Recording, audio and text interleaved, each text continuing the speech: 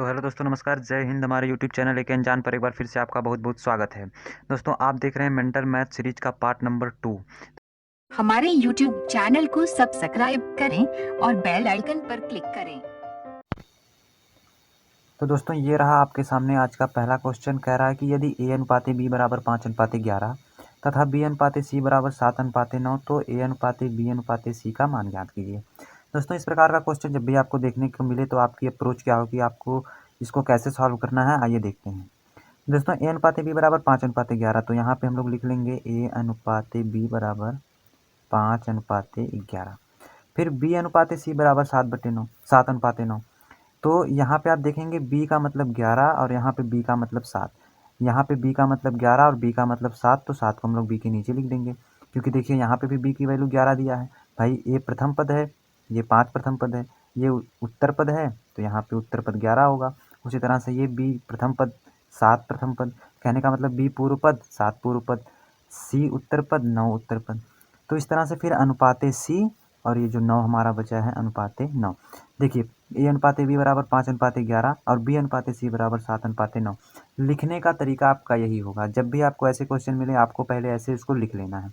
जो जो कॉमन मिल रहा है, जैसे b यहाँ पे कॉमन मिल रहा है, b यहाँ पे कॉमन मिल रहा है, तो b की वैल्यू यहाँ पे 11 है, यहाँ पे b की वैल्यू 7 है, तो b के नीचे 11 और 7 हम लोग लिख देंगे। उसके बाद क्या करेंगे, अब यहाँ पे देखिए हम लोग अनुपात को लगा लेते हैं। देखेंगे 11 के बगल में स्थान खाली है। तो दोस्तों, अगर आपके बगल में किसी की ज़मीन खाली है तो आप क्या करेंगे, आप उस ज़मीन को कब्जा कर लेंगे। तो वही काम यहाँ पे भी होता है। 11 के बगल में जो खाली है तो 11 क्या करेगा, दौड़ के यहाँ पे चला जाएगा कि जल्दी से कब्जा कर लें। उसी तरह से इसके आगे खाली है तो ये 7 की ज़मीन है और इसके आगे की ज़मीन खाली है, तो 7 दौड़ के इसको कब्जा कर लेगा। इस तरह से करने के बाद फिर अगला स्टेप क्या होगा, इसका सीधा सीधा मल्टीप्लाई कर देंगे, यानी कि 5 सत्ते 35।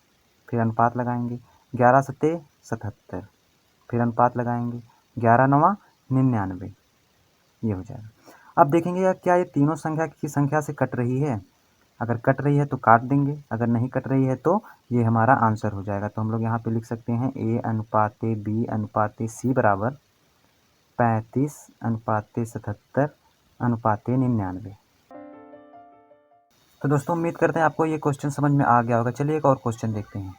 तो दोस्तों, ये रहा आपके सामने दूसरा क्वेश्चन। कह रहा है कि यदि a अनुपाते b बराबर 3:7, b अनुपाते c बराबर 4:3 तथा c अनुपाते d बराबर 2:5, तो a अनुपाते b अनुपाते c अनुपाते d का मान ज्ञात कीजिए। तो सबसे पहले आपको लिखना आना चाहिए, मतलब आपको इस क्वेश्चन को कैसे लिखना है। तो आप देखेंगे यहाँ पे a अनुपाते b की वैल्यू दिया है 3:7, तो 3:7 लिख देंगे।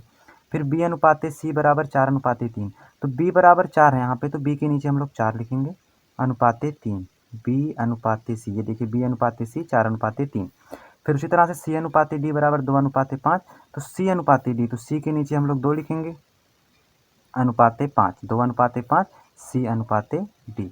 देखिए a अनुपाते b बराबर 3:7, b अनुपाते c बराबर 4:3 और c अनुपाते d बराबर 2:5 हो गया हमारा। उसके बाद क्या करेंगे, देखेंगे यहाँ पे अनुपात लगाएंगे। इसके बगल की पूरी ज़मीन खाली है तो 7 इन दोनों ज़मीन पे कब्जा कर लेगा, तो यहाँ पे भी 7 आ जाएगा और यहाँ पे भी 7 आ जाएगा।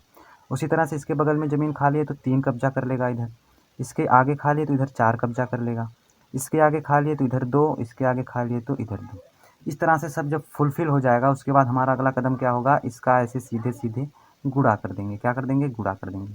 तो देखिए 3 चौक 12, 12 दूनी 24, ये हो गया 24।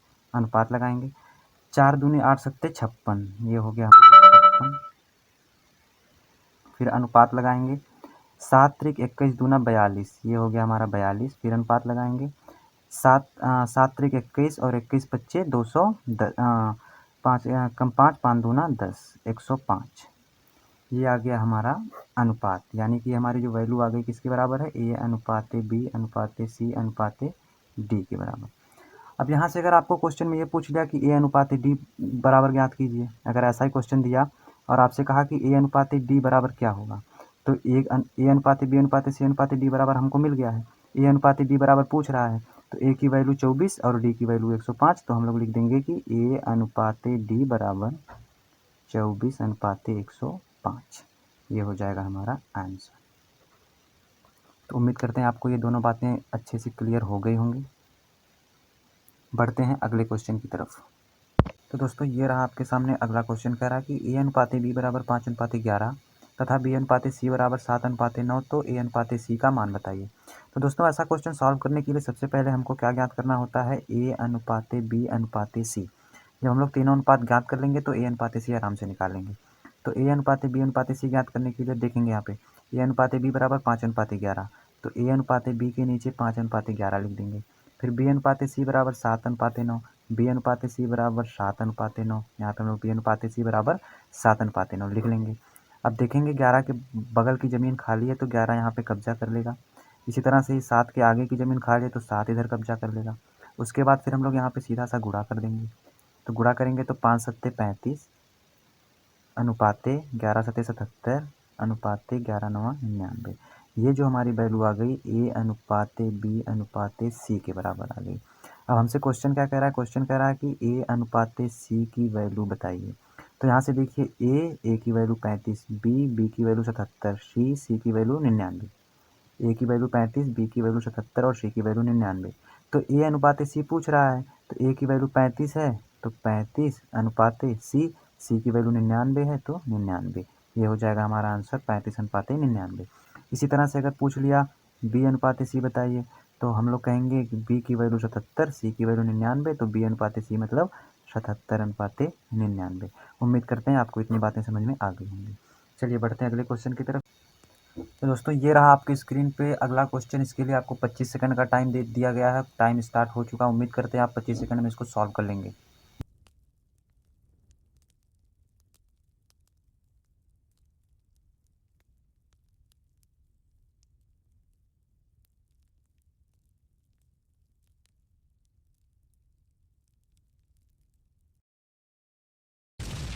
ये क्वेश्चन था दोस्तों। आपको पता है ऐसा क्वेश्चन सॉल्व करने के लिए सबसे पहले आपको क्या ज्ञात करना होगा, आपको निकालना होगा ए अनुपात बी अनुपात सी अनुपात डी।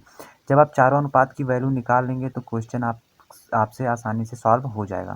तो इसकी वैल्यू निकालने के लिए आप क्या करेंगे, ए अनुपात बी बराबर 2:7 दिया है तो 2:7 हो गया। फिर बी अनुपात सी बराबर 3:11 दिया है तो बी अनुपात सी, इसके नीचे हम लोग लिख देंगे 3:11। फिर सी अनुपात डी बराबर 4:3 दिया है तो सी अनुपात डी यानी कि सी के नीचे 4 और डी के नीचे 3 हम लोग ये लिख देंगे ए अनुपात बी अनुपात सी अनुपात डी। ये वैल्यू हम लोगों को ज्ञात करनी है। अब देखेंगे इसके बगल में 2 प्लाट खाली है तो 7 है, इन दोनों ज़मीनों पे कब्जा कर लेगा तो ये 7 आराम से कब्जा कर लिया। इसके बगल में ज़मीन खाली है, इसके बगल में 11 है तो 11 कब्जा। आगे की ज़मीन खाली, इधर 3 कब्जा कर लेगा। इधर की सारी ज़मीनें खाली हैं तो यहाँ पे 4 अपना कब्जा जमा लेगा। दोस्तों ये फुलफिल कर लेने के बाद आपका अगला स्टेप पता ही होता है, यहाँ पे आपको गुणा करना है इस तरह से। तो इसका गुणा कर लेते हैं तो 2 तिहाई 6 चौको 24, 24 अनुपाते 7 त्रिक 21, 21 चौका 4 एकम 4 दूनी 8, 84। फिर 7 गुणे 11 गुणे 4 यानी कि 11 सत्ते 77 और 77 चौका 308। फिर अनुपात फिर 11 सत्ते 77 और 77 तियाँ 3 सत्ते 21, 3 सत्ते 21, 2 23, 231। तो यहाँ पे आप देखेंगे ए अनुपात बी अनुपात सी अनुपात डी की वैल्यू आ गई 24 अनुपात 84 अनुपात 308 अनुपात 231। फिर हमारा क्वेश्चन क्या कह रहा है कि ए अनुपात सी का मान ज्ञात कीजिए। तो यहाँ से आप देखेंगे ए का अनुपात 24 तो ये हो गया हमारा 24। फिर सी का अनुपात 308 तो अनुपात 308, 24 अनुपात 308।